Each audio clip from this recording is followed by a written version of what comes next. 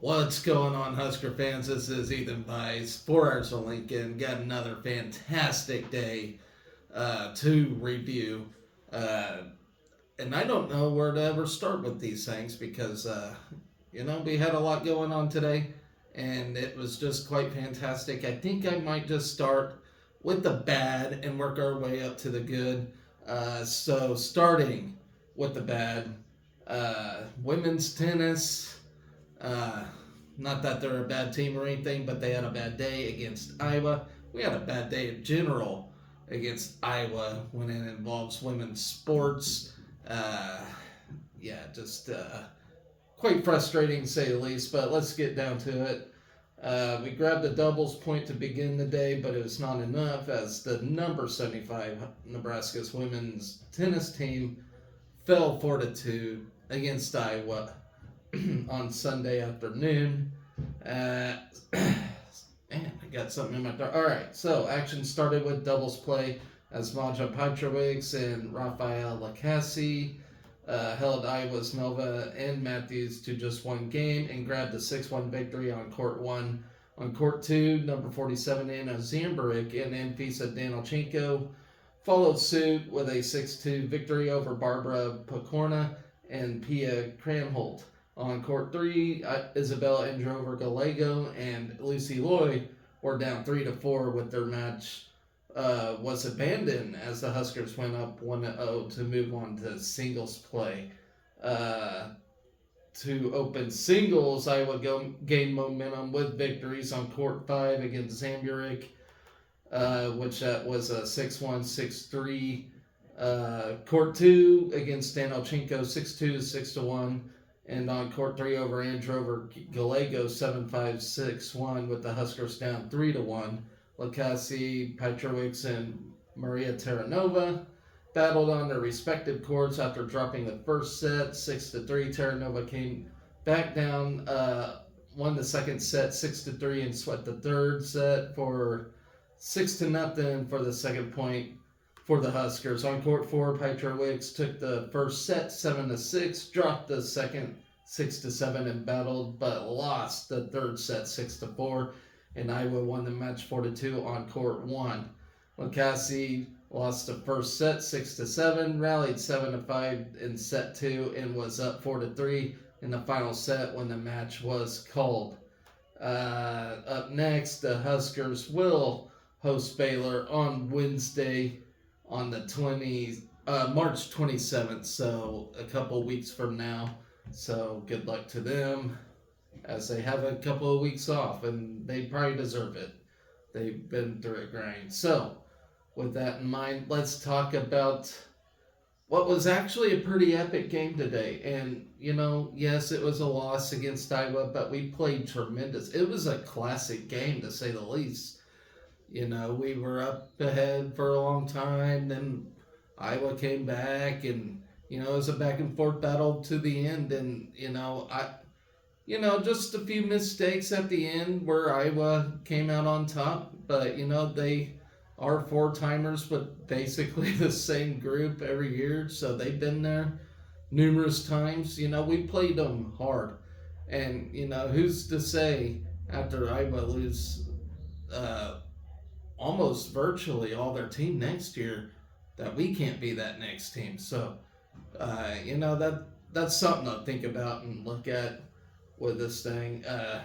So we had a lot of viewership in this thing. Of course, Caitlin Clark draws a crowd, and it won't be long till we will ever have to hear about her ever again.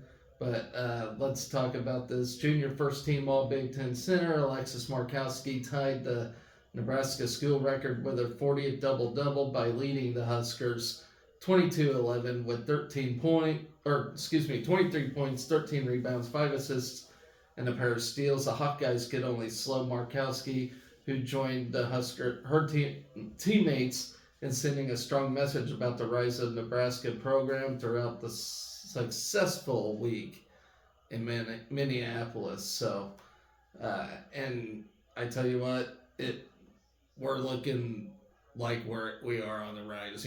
With the incoming recruits we got coming in and everything, that this team's going to be a force to be reckoned with for numerous amount of years. I do believe that. So, with Iowa focused on stopping Markowski, Big Ten Freshman of the Year Natalie Potts added a huge game of her own with 21 points and 9 boards to help keep Nebraska in control for most of the game.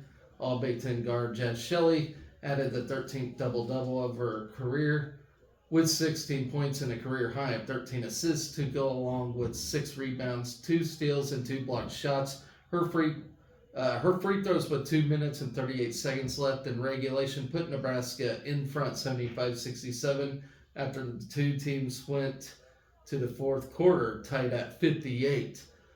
However, behind All-American Caitlin Clark, Ali rallied to tie the score at 77, heading to overtime. Clark's leaner with 29.3 seconds left tied the game, and the Hawkeye defense held for the final possession to force overtime. Clark finished with 34 points and 12 assists for Iowa, while Hannah Stolke contributed 25 points and 9 boards. Sydney Affolter added a double-double with 11 points and 11 rebounds, while Kate Martin added 13 points, including a key three-pointer with just over a minute left in regulation and 2 more threes and a free throw in overtime to put Iowa in the driver's seat for the first time in this game. While Iowa solved the puzzle to win in overtime, the Huskers came up with some big answers as well, and that's what we've been doing all game. It was answering right back after Iowa makes a big play, which was tremendous effort. Let's see, trailing 82-81, freshman Logan Nisley trained a pair of threes to give the Big Red an 87-86 advantage with 1 minute left, but Clark countered with 5 straight points to give Iowa a 91-87 lead with 37 seconds left. Nisley finished with 13 points and 5 assists while draining 4 threes. And if you all haven't noticed, I'm having to do things left-handed here, so it's kind of tricky at the moment. So Iowa got a layup from Markowski with 21.5 seconds left to trim the margin to 91-89, but the Huskers could get no closer. The Huskers were playing their 4th game in 4 days after entering the tournament as the number 5 seed with an 11-7 Big Ten regular season mark that included 82-79 win over then number 2 Iowa. They hit 41.5% for the game, including 14 of 34 threes. Nebraska also sank 11 of 14 free throws while winning the turnover battle 15-14. Iowa hit 44.5% of its shots, including 13 of 33 threes, while connecting on 15 of 19 free throws. The Hawkeyes, who won their 3rd game of the weekend, won the battle of the boards late, 48-43.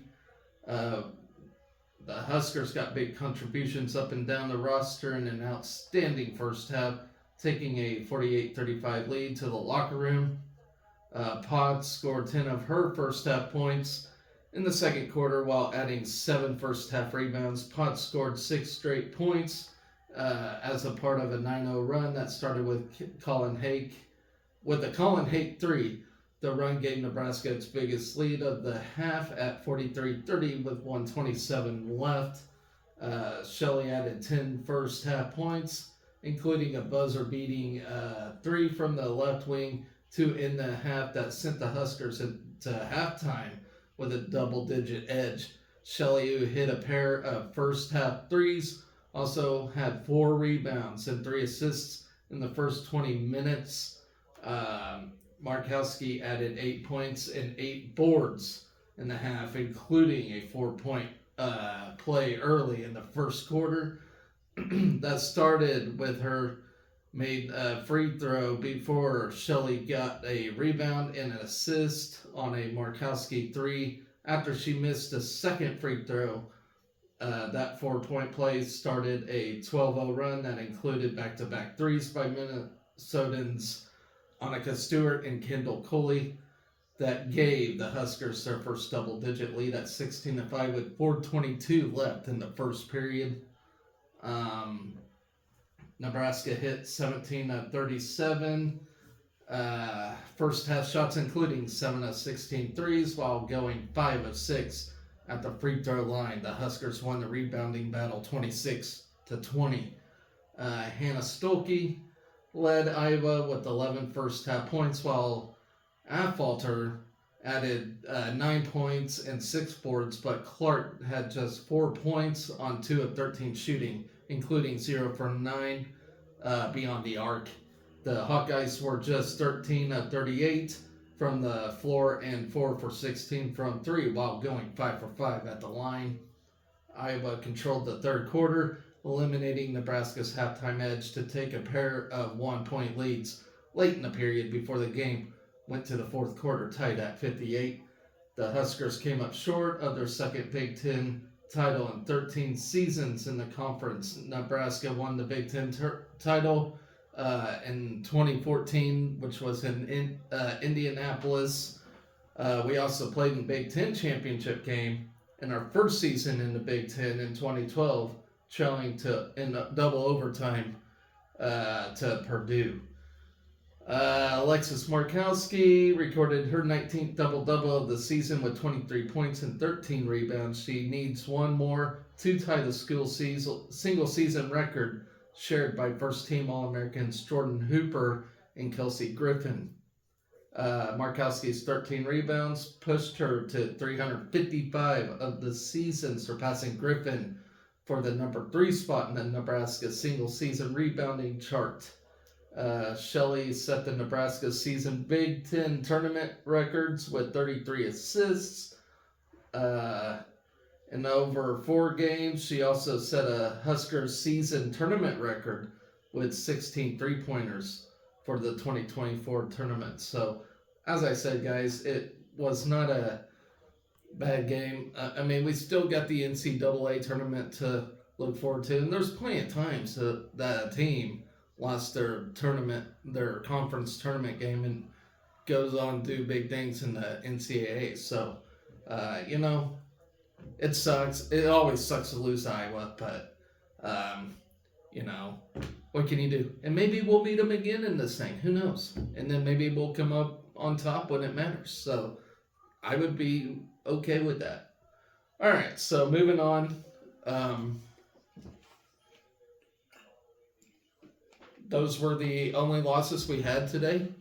Basically, wrestling, we got third in the Big Ten Championship, so I don't really count that as a loss.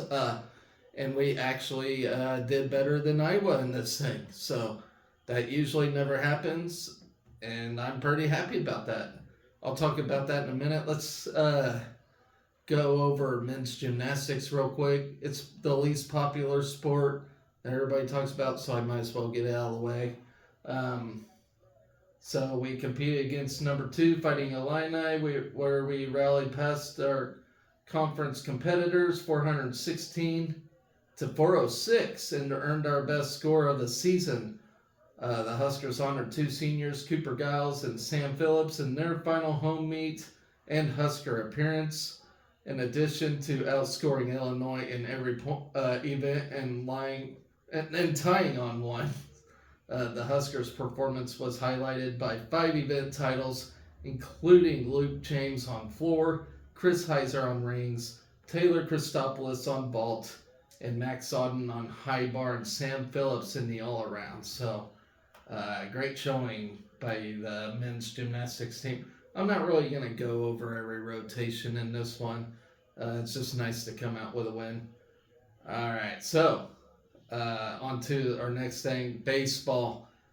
We got the series win over South Alabama. Fantastic, to say the least, to get that series win. Day 1 on Friday, it just did not look like a good start for us, and it looked like it was going to be a long season or series.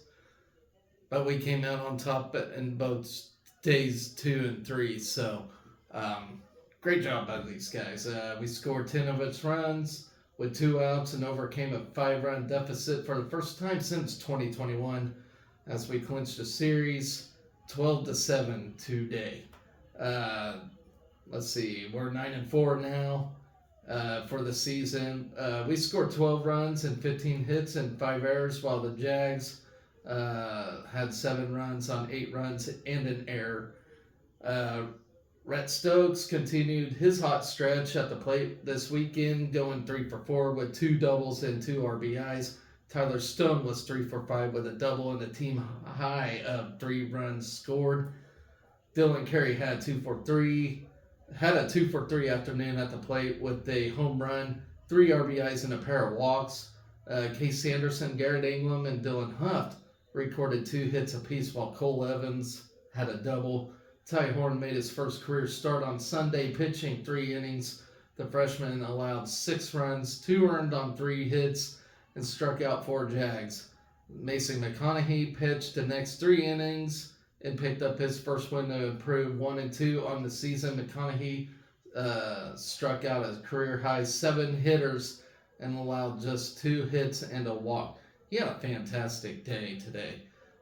Kyle Perry recorded 2 outs, setting up Tucker Timmerman to finish the game for the Nebraska pitching staff. Timmerman struck out 4 and issued 1 walk and 2 hits on 2 scoreless innings of relief. Leadoff walk followed by back-to-back errors on routine ground balls plated the game's first run for the Jaguars. In the opening frame, South Alabama's lead enlarged to 4 after Lucas Ismali's 3-run homer to left. The Big Red had bases loaded in the second with no outs after a leadoff double by Stone and consecutive walks by Clay Bradford and Garrett Ingram. An RBI ground out from Ben Columbus scored Stone, but that would be all the Huskers would get as 5-4-3 double play put an end to Nebraska's threat and kept it a 4-1 game. Hit and an error in the top of the third added 2 more to the lead for the Jaguars. A 2-out single followed by a Nebraska fielding error made it a 5-1 game before a wild pitch later in the inning grew the lead to 6-1. So it was really starting to look like a long day, but that would later change. The Huskers got 1 of the 2 runs back in the bottom of the third after Silva reached a leadoff walk and Sanderson poked an RBI single through the right side.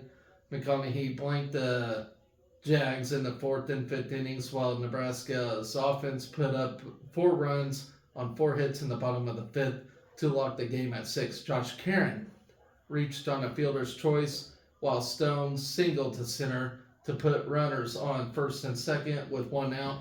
England continued to rally in the 5th with an RBI double to left center, plating Caron.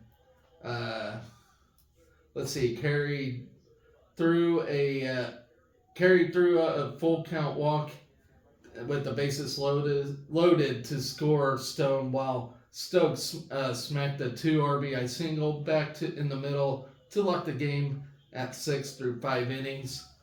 South Alabama began the 6th with the leadoff, but McConaughey retired the next 3 Jaguars to maintain the tie at 6 leading into the bottom of the 6th. Then Nebraska's offense picked up where it left off from the 5th, scoring 6 2-out runs in the 6th to jump ahead 12-6. A walk to Caron and Stone's second single of the day set up Evans' 2 RBI double play to the fence in right center. Evans came around to score on England's RBI single in the next at bat to give the Big Red a 9-6 lead. Oh, excuse me. Sorry about that, guys. All right. So, Huff sent a 3-2 pitch to center for an RBI single to play England and grow the lead to 4. But before Carey launched a 353-foot 2-run homer in the left field berm for his second homer of the season. A leadoff solo homer in the top of the 7th brought the Jags within 5 after a pair of Nebraska errors placed runners on first and second for the visitors with 2 outs. Timmerman replaced Perry on the mound and induced a first fielder's choice to elude the damage. Timmerman worked. He worked around a single in the 8th and faced traffic on the base path in the 9th. But the freshman clinched a series win with a 3-pitch strikeout of Robbie Petracchi to finish the Jaguars for Nebraska's 12-7 win. So up next, Nebraska will travel to Wichita, my backyard, for a 2-game series on Tuesday and Wednesday. And I happen to be at the Wednesday game. So no show Wednesday for obvious reasons. I will be back with you on Thursday following. So don't count on a show on Wednesday. I'll try to preview the week as it goes along the best I can. So I still don't have a plan for that. We'll see how that goes. So moving on, guys. Where are we moving on to? Okay, so men's basketball. Here we go. Big one. We got that coveted win, our second road win, Big Ten win of the season, and it mattered a lot. We now have finished 3rd place in the Big Ten standings, and it couldn't feel any more joyous. So, in a lot of our lifetimes, we haven't seen a team like this. So, last time it happened, it was like in 92 or something. I was really little when that happened, but behind 30 points from Keisei Tamanaga, we clinched a double bye for next week's Big Ten tournament with an 85-70 win over Michigan. Tamanaga posted his second 30-point game of the season. That's crazy because he had multiple 30-point games last season, but his second one, he hit 12 to 17 shots from the floor, including 5 3-pointers as we improved to 22-9 of the season. So, yeah, we only have single-digit losses for this season, so that's pretty special too. We will be we have clinched at number 3 seed now that Purdue got the win over Wisconsin, so we don't have to worry about that. Fantastic game, by the way. With the win, the Huskers clinch a double bye. I have mentioned that. With the win, Nebraska will finish in a tie for 3rd in the Big Ten. Its best finish since joining the conference, obviously. Our 22 wins ties for 2nd in the Huskers' all-time single-season list, while the 12 conference wins ties for 2nd of all time. So it's very rare to see a Husker team like this. Nebraska picks up its first ever win in Ann Arbor as we are 0-12 all time at Michigan until today. Today's win also marks the first season sweep of the Wolverines. Even though they weren't that good this year, we still get it done. So pretty special stuff. Tamanaga posted his second 30-point game of the season and tied 3rd of his career with 30 points, one shy of his career high. He also tied a career high with 6 rebounds with his 3-pointer with 4:22 left. In the first half, he went over 1,000 career points at Nebraska. He became the 31st player to reach 1,000 career points at Nebraska. Tamanaga has 982, or he has had 982 points prior, so good on him. Tamanaga scored 20 points in the first half, becoming the first Husker to score at least 20 points in a half since Rink Mass did it against Ohio State on January 23rd.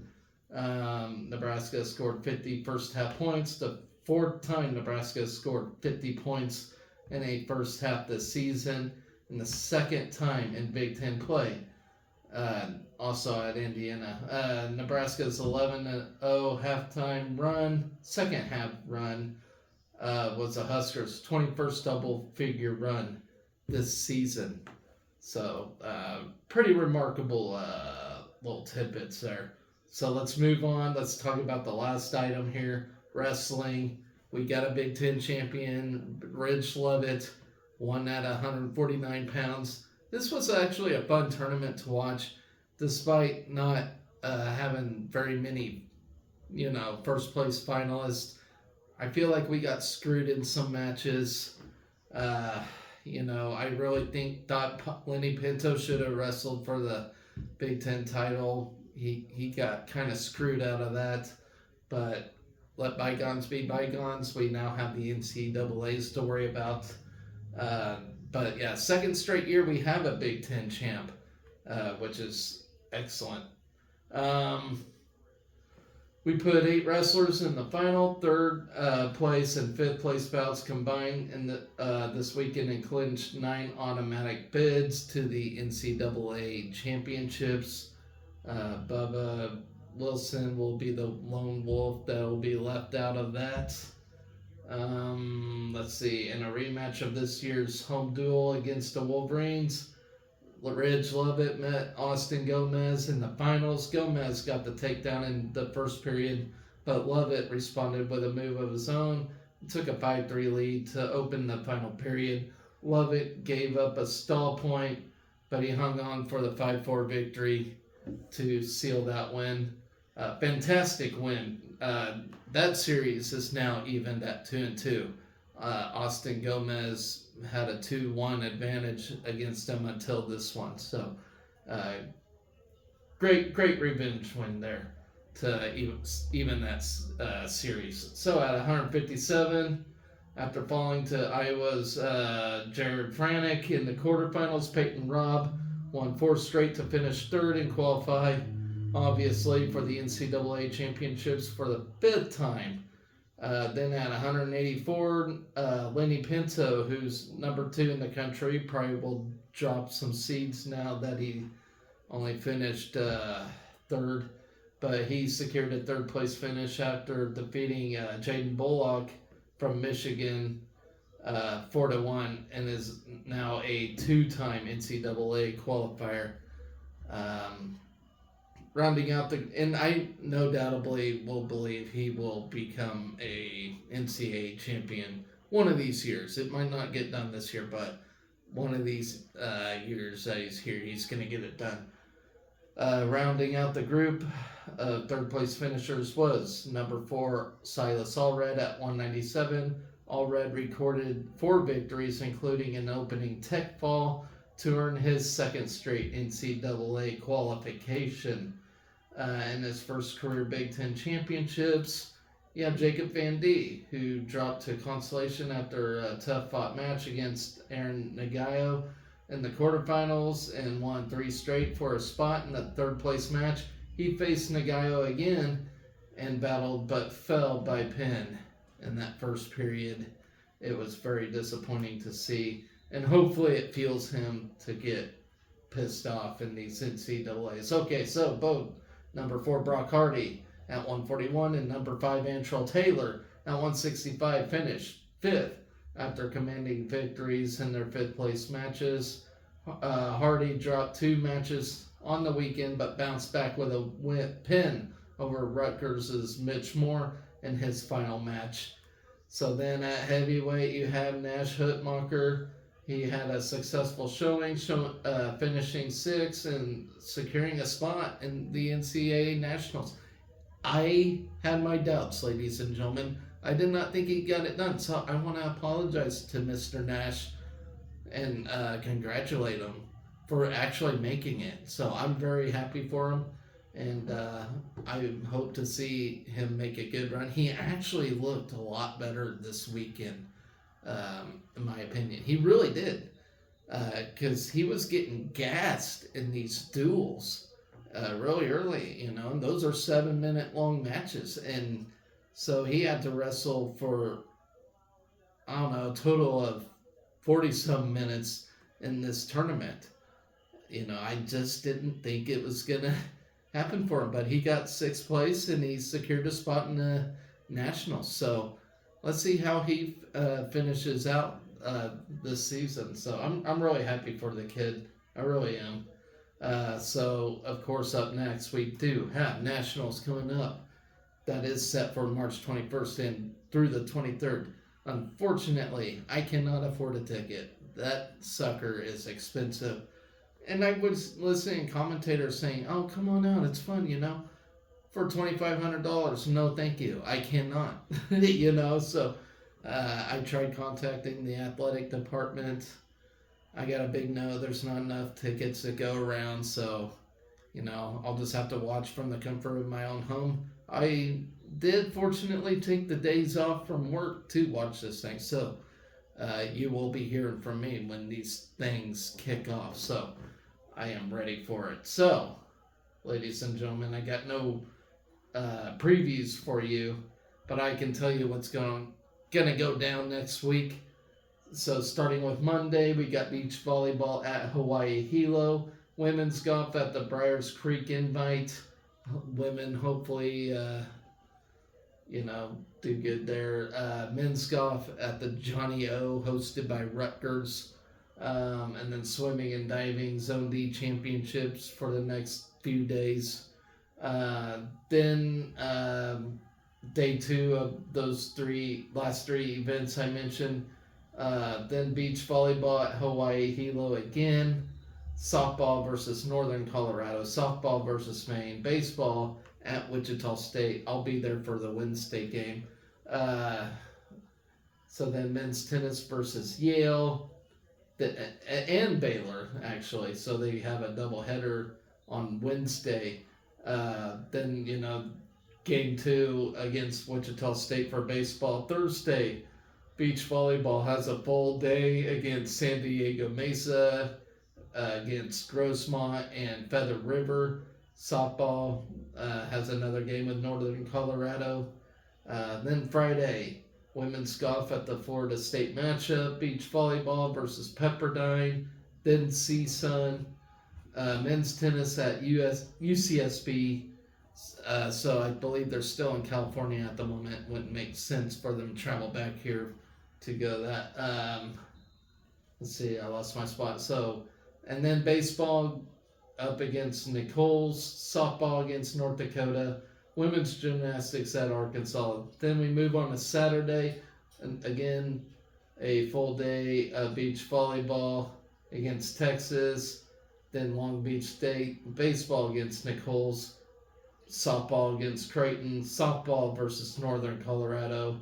Then we have the women's NCAA selection show, and then baseball versus Nichols. And of course, we got the Big Ten tournament, and we start on Friday for the men in basketball. So that rounds up the week. So we got quite a busy week here at Husker Nation. So anyways, guys, join me for my next show. I don't know when that'll be, but be sure you hit that subscribe button so you know. It'll pop up on your device wherever you are. So with that, ladies and gentlemen, I am going to sign off here. This was actually a pretty quick show for once. So y'all take care. Always remember to be excellent to each other. Go Big Red.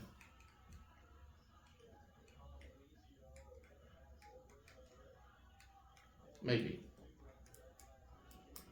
Here we go.